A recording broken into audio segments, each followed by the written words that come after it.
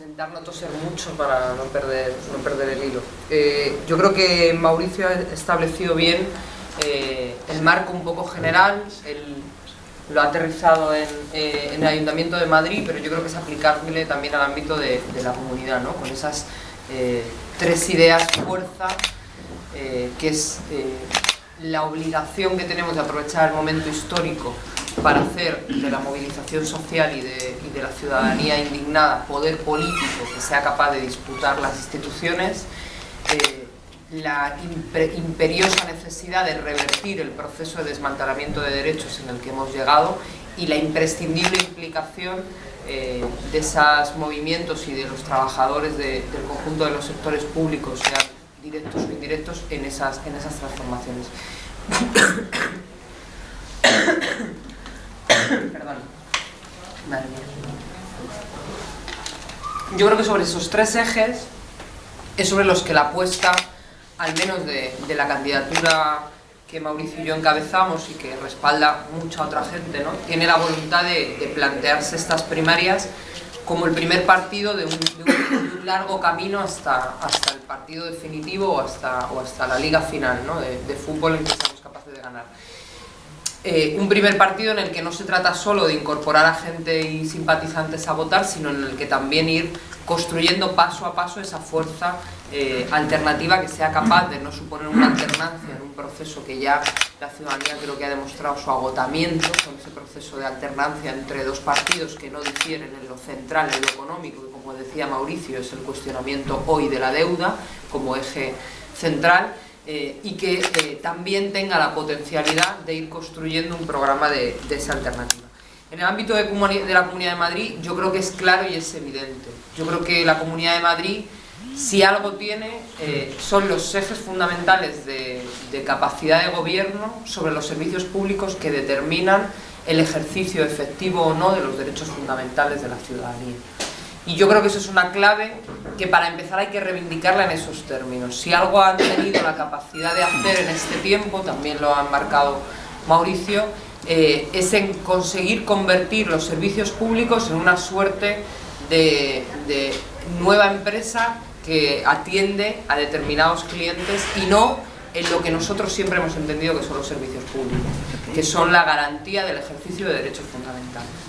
Una garantía de derechos fundamentales que obviamente no puede tener en el centro de sus principios y de su aplicación el beneficio económico ni la rentabilidad económica, sino que tiene que tener un criterio social y político que no puede ser impuesto exclusivamente por los dirigentes de cada momento o por quienes ganan unas elecciones. Y este es otro de los ejes fundamentales de transformación. Cuando mucha gente pregunta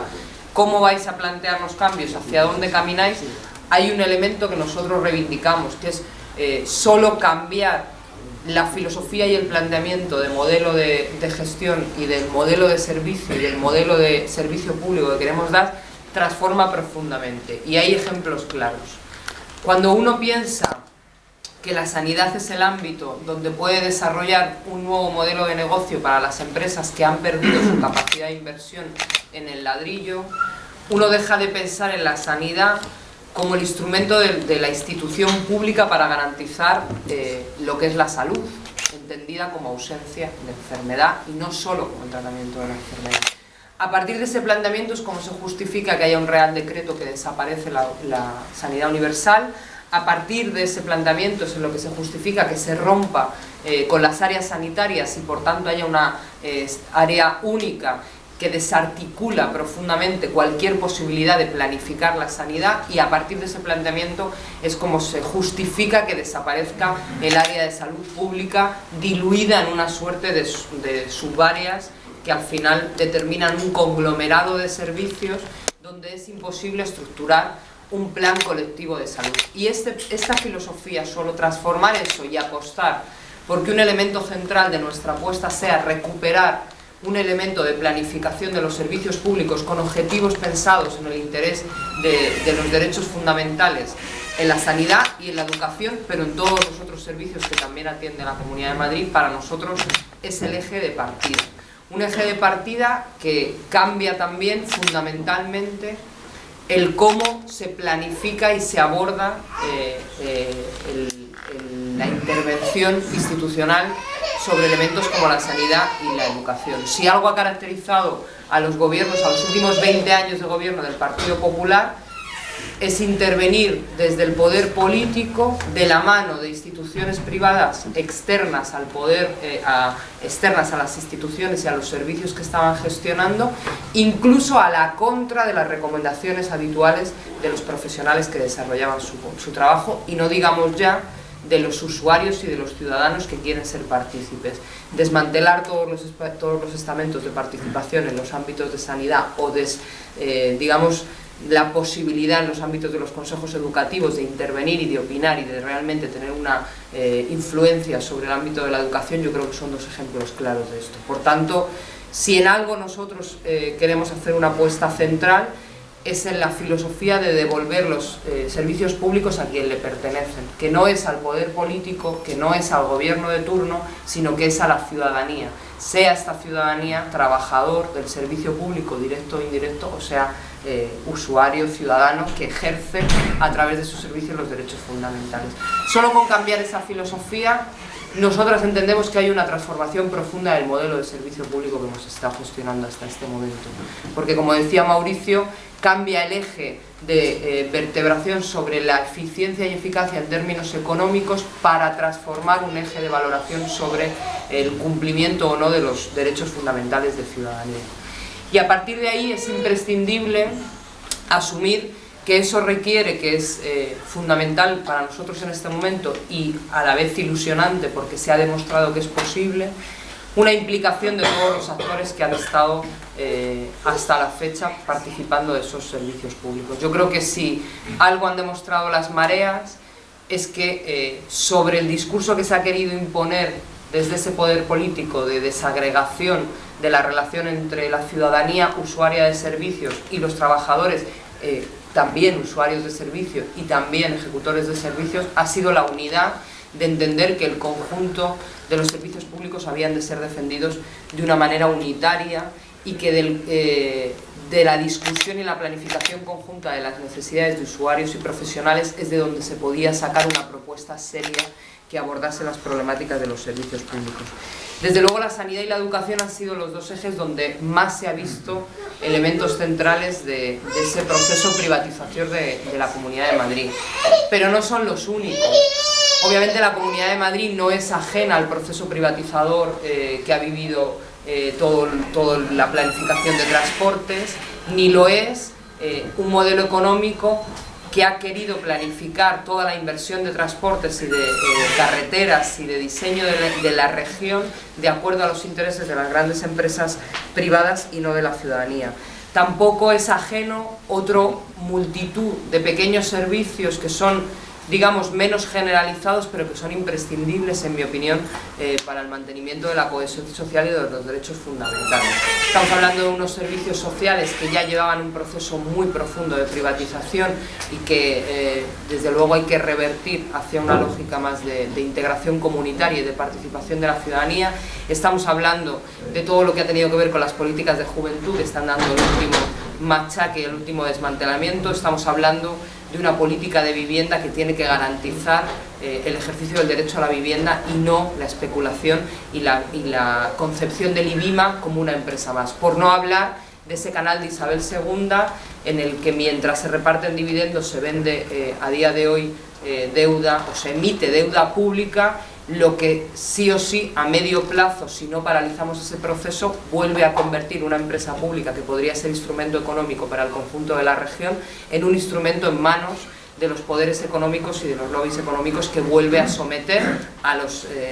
intereses de todo el mundo. Y luego hay una lógica que yo creo que ya ha sido por fin, y creo que eso es una grandísima noticia, asumida y entendida por la ciudadanía, y es que el mantra de que lo privado es más eficiente en la gestión no solo es falso, sino que además ataca directamente a los intereses de lo colectivo. Yo creo que si desaprovechamos esta oportunidad, este momento político para profundizar en una replanteamiento de los servicios públicos como el ejercicio de derecho de la gente y en una vinculación de la ciudadanía que forma parte de las estructuras de los servicios como parte imprescindible de la nueva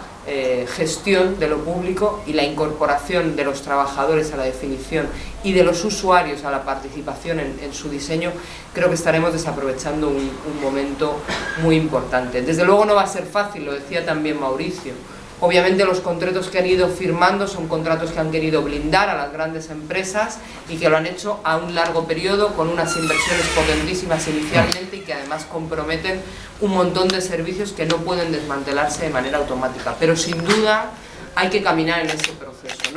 No podemos seguir viviendo una comunidad en la que el 50% de la educación está en manos de concertados, no porque haya una especialización o una especificidad de los proyectos educativos que no han sido capacitados de poner en marcha por lo público, sino porque hay una decisión pública de desmantelar, de desprestigiar la educación para llevarla a la educación concertada. Como no nos podemos permitir que estén infrautilizados buena parte de las infraestructuras sanitarias en esta comunidad, sobre todo de pruebas diagnósticas, para beneficiar toda la retahíla de acuerdos que se tienen con las empresas privadas en prueba diagnóstica y en intervenciones quirúrgicas menores. Yo creo que hay condiciones, y creo que los trabajadores y trabajadoras de los servicios públicos están a un nivel de concienciación tal del peligro que corre el servicio colectivo, que es el momento de fomentar esa idea de que los servicios públicos son la garantía colectiva y no son de los gobiernos de turno, sino que son propiedad de la ciudadanía, y que la ciudadanía es la que tiene que hacer lo suyo. Mira, yo vengo de un sitio donde tenemos experiencias para todos los gustos, errores y aciertos. Yo vengo de Rivas, donde hemos gobernado desde el 91, y tenemos la experiencia de tener prisa por garantizar un servicio como fue la vivienda protegida y por tanto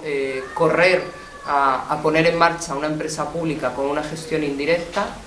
y tengo la experiencia de haber remunicipalizado todos los servicios de limpieza, viaria, jardinería, alumbrado, etcétera, etcétera,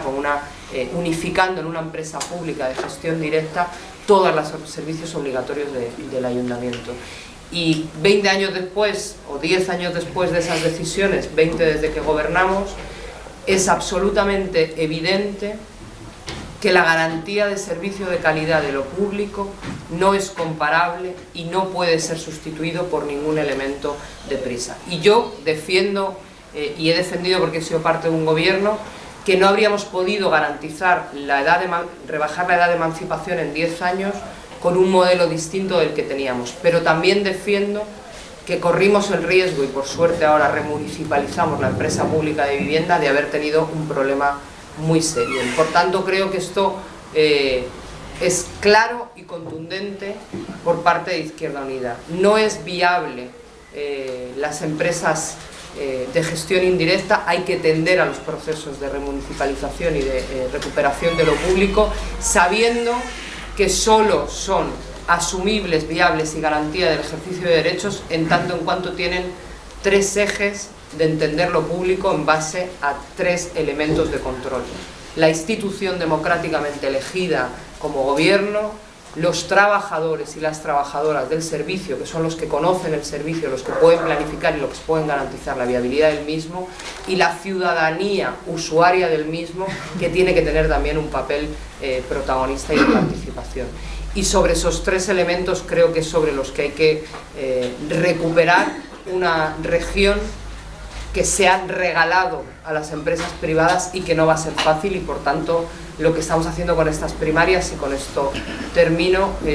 no solo es pedirle a la gente que participe del proceso de selección de los candidatos de Izquierda Unida, sino animaros a que os incorporéis a un largo recorrido en el que tenemos la firme voluntad de llegar hasta las elecciones autonómicas, repitiendo que lo más importante no es llegar a esas elecciones con una Izquierda Unida fuerte, sino es llegar a esas elecciones con una mayoría social convencida de hacerse fuerza política y poder institucional, y sobre todo dispuesta a que al día siguiente de unas elecciones no se disuelven las luchas, no se disuelven los movimientos, sino que se construye el cambio y la alternativa sobre esos 3 ejes: trabajadores, de los servicios públicos, ciudadanía y poder institucional. Gracias.